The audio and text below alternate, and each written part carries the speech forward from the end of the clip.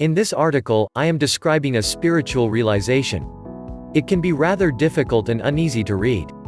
But I hope to challenge the reader to question upon what is generally being accepted as true. The question for ponderance is this: does our personality has free will? Below is my findings on this very important subject.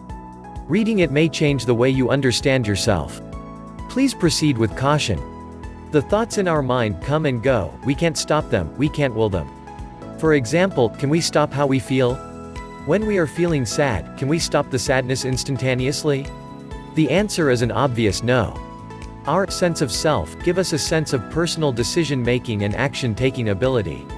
The sense of self seems to be in charge of these actions and decision-making, but is this really the case? My opinion is that the ego personality has no personal free will. The sense of self is caused by the impression of continuity and connectivity of thoughts that gives the impression of coherence and personal willing.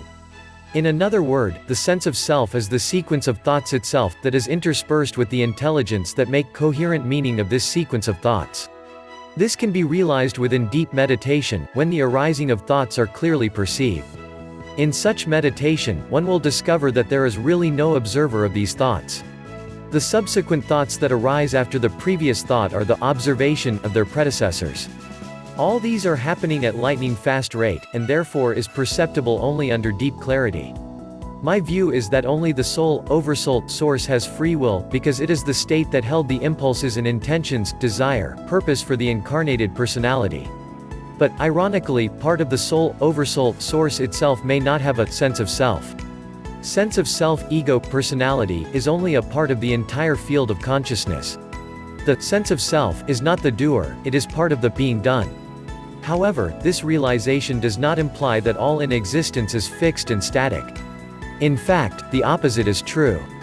The visible, our conscious self-personality works in partnership with the formless, invisible, in order to realize the potentials into physical manifestations. All of physical manifestation that is perceptible are in fact already being accomplished.